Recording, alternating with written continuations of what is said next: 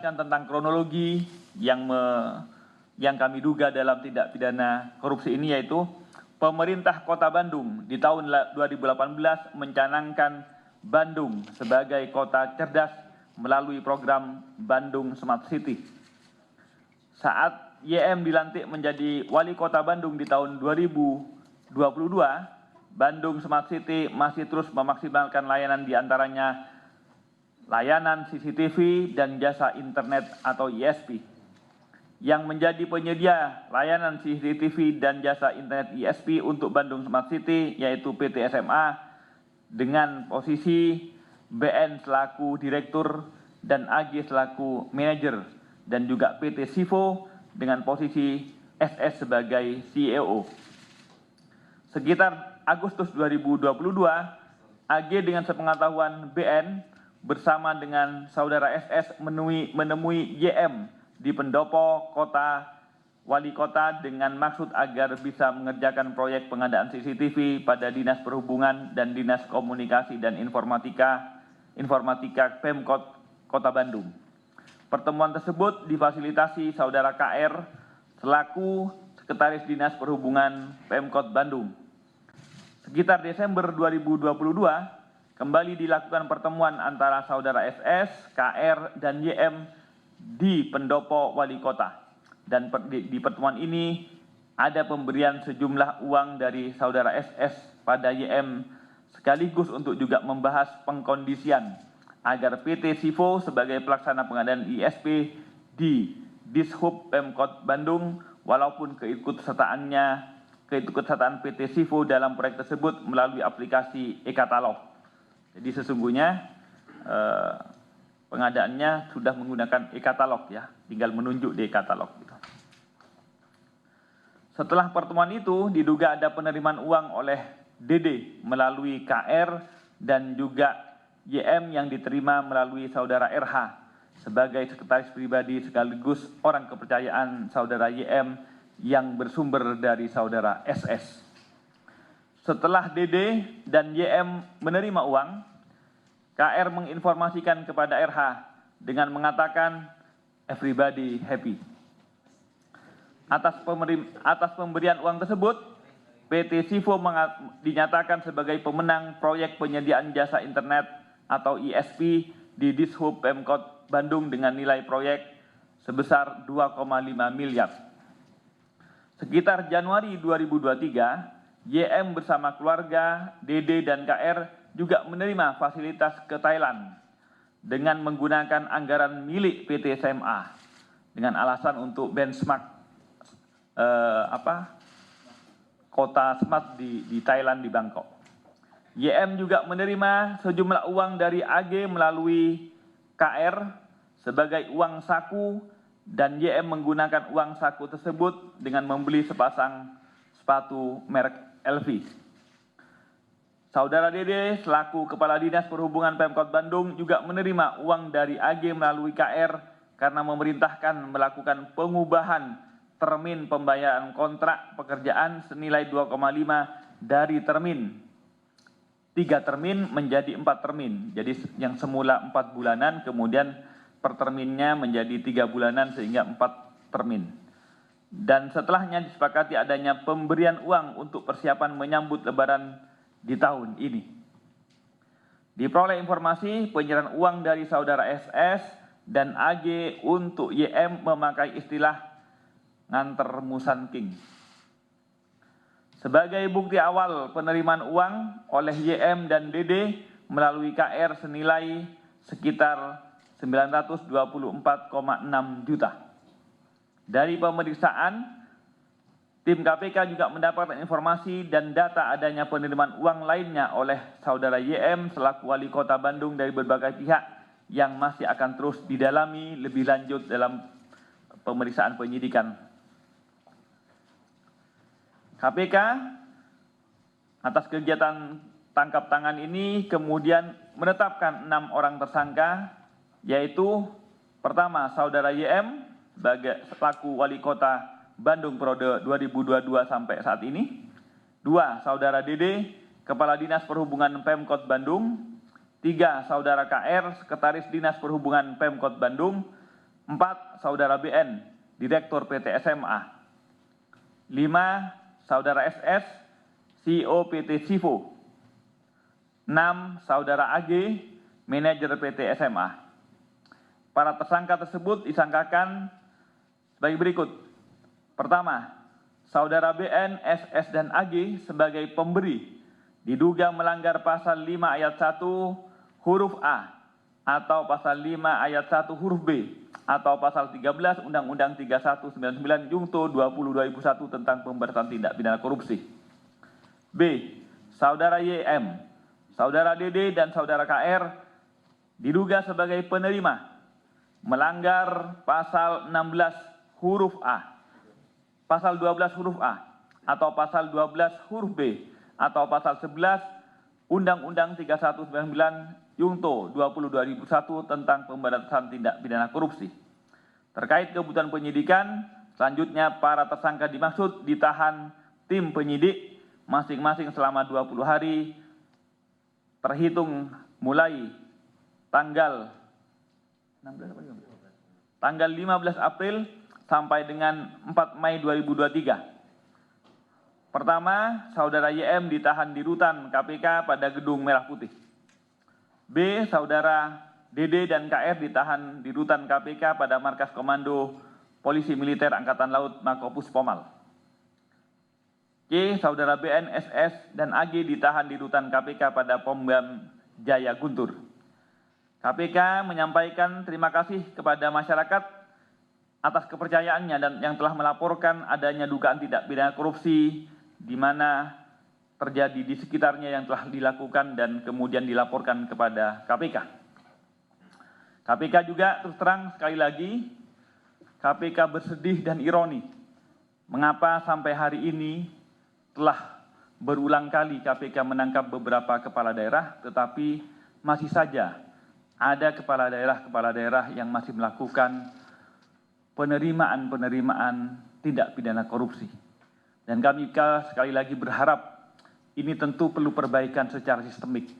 Kita tidak berharap para pejabat negara terus kemudian melakukan tindak pidana korupsi karena sistemnya masih mungkin dari sistem politiknya masih membutuhkan korupsi sebagai bagian dari untuk mengeksistensikannya kekuasaan mereka, baik dari proses pada saat pilkada, proses selama memimpin, ataupun kemudian kebutuhan-kebutuhan pada saat proses untuk incumbent melanjutkan pemerintahannya. Dalam proses politik yang berbiaya tinggi, maka kemudian seakan-akan korupsi sudah menjadi kebiasaan dan keharusan. Ini yang harus kita hentikan. KPK sekali lagi tidak bangga kalau kemudian ditangkap-tangkap terus, tetapi kemudian proses regenerasi korupsi masih tetap terjadi. Oleh karena itu, kami berharap juga di momen menjelang hari raya ini, kebutuhan-kebutuhan seakan-akan THR itu juga menjadi momen kemudian banyak serah terima, gratifikasi maupun suap yang diterima oleh para pejabat negara. Oleh karena itu, sekali lagi KPK juga mengingatkan, mari kita rayakan hari raya, mari silahkan juga berbagi, tetapi dengan tidak menggunakan korupsi. Demikian yang dapat kami sampaikan, saya kembalikan ke Mas Ali Fikri. Baik, terima kasih Pak Nul Gufron yang telah membacakan poin-poin dari hasil kegiatan tangkap tangan oleh KPK hari Jumat yang lalu. Ada 6 orang yang ditetapkan sebagai tersangka dan juga dilakukan penahanan sampai nanti di tanggal 4 Mei 2023 selama 20 hari pertama dan tentu dapat diperpanjang sesuai dengan kebutuhan proses penyidikan. Baik, berikutnya kami tunjukkan barang bukti dalam kegiatan tangkap tangan yang KPK lakukan pada Jumat yang lalu.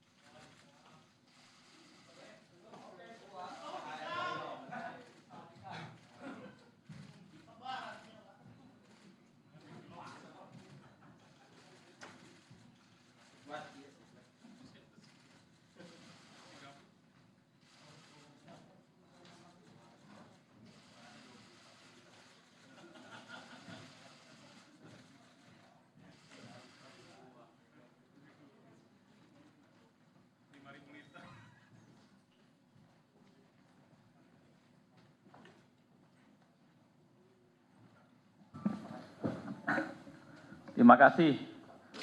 Tadi ada 1, 2, 3, 4 ya, 4 penanya. Ada beberapa yang bersifat kasus ini, ada juga yang bertanya di kasus lain ya. Bahwa pertama dari Mas Tio, ini proyeknya 2,5, tadi suapnya 924,6, hampir 1 M. Gitu. Jadi kemudian pertanyaannya, kalau hampir berapa itu? Hampir anggap 40% ya, tinggal 1,5 dari 2,5. Lantas wujudnya jadi apa gitu kalau sudah 40. Dan sekali lagi itu masih akan kami dalami ya, karena yang kami baru tangkap itu atas penerimaannya, bahwa kemudian logikanya Pak, kalau kemudian yang terbelanjakan menjadi hanya 1,5 dari 2,5, berarti kemudian tentu kualitas dan juga kuantitasnya mungkin rendah begitu. Nah, itu nanti akan kami dalami. Sementara kami masih menerima ataupun memeriksa di pokok kegiatan yang kami tangkap itu atas penerimaan suapnya. Tentu kemudian biasanya ya bayangkan dari 2,5 924 kembali, berarti kan pasti 1,5 itu terbelanjakan dalam baik kualitas maupun kuantitas yang tidak lagi memadai, atau sebaliknya memadai tapi memang di markup, memang di itu semua masih kemungkinan yang akan kami dalami. Itu kegiatan kami lebih lanjut. Bahwa kemudian Pak ini kan sudah menggunakan e-katalog, asumsinya barang ataupun juga harganya sudah pasti. Nah, tapi kemudian kok kenapa masih ada suap ya? Mungkin di dalamnya tetap kemudian di banyak kasus yang sebelumnya, bukan hanya ini. Untuk yang ini kami masih belum mendalami tentang kenapa kok masih sudah pakai e-katalog masih perlu suap. Nah, di beberapa kegiatan PBJ yang menggunakan e-katalog yang sama seperti ini, itu tetap walaupun menggunakan e-katalog masih ada pengkondisian. Nah, pengkondisian itu misalnya secara teknis maupun non teknis pada saat membutuhkan ataupun ada treatment yang membuat peserta ataupun pengupload yang lain itu tidak bisa memiliki karakter-karakter yang seakan-akan tidak memenuhi syarat. Nah, yang begitu-begitu nanti kami masih akan dalami ya, karena ini kami berkacamata atas PBJ yang menggunakan e-katalog yang sebelum-sebelumnya. Untuk yang kasus ini kami masih akan mendalaminya. Itu dari Mas Tio. Kemudian penerimaan yang lain lagi untuk kepentingan politik. Nah, jadi asumsinya ini penerimaannya hanya 924 gitu ya. Padahal tentu kebutuhan politik mungkin akan lebih banyak lagi. Baik momen THR, momen merawat konstituen, apalagi untuk kepentingan politik di 2024. Itu tentu. Tetapi sekali lagi dugaan-dugaan itu sudah menjadi bagian dari praduga kami. Nanti akan kami kembangkan di beberapa proyek yang lain, tentu akan kami dalami. Dari Mas Mario, apakah KPK juga melihat dari kegiatan proyek Bandung Smart City ini dari kegiatan-kegiatan sebelumnya. Apakah karena ini memang kegiatannya sudah dicanangkan sejak 2018, proyeknya sudah 2018, tapi yang kami tangkap ini 2022 dan 2023. Apakah kemungkinan akan masuk ke sebelumnya? Sekali lagi kemungkinannya masih kami buka, tetapi lebih lanjut akan kami update hasil-hasil pemeriksaan, bukan hanya mundur ke sebelumnya, termasuk juga menyamping kepada yang lain, Mas Mario. Jadi pasti akan kami kembangkan ya. Apakah tidak ada juga dari DPRD, termasuk juga proyek-proyek yang lain. Jadi sama sebagaimana saya sampaikan tadi, jadi tentu ini kami menjadi pintu untuk kami telisik kegiatan-kegiatan baik yang sebelumnya maupun yang horizontal, kegiatan-kegiatan proyek yang lain yang sedang dilaksanakan pada tahun ini maupun tahun-tahun 2022. Tiga, apakah pengembang kasus tersebut? Oh, tentang kasus lain tadi ya. Nanti yang SDM ini, yang kumparan dulu. Kode Musang King. Jadi yang disebut Musang King itu memang ada yang menawarkan, Pak mau dikirimi Musang King dan yang itu begitu. Musang King dan yang itu. Jadi yang itu ya ada Musang King, ada barang dan juga ada itu yang disebut uang.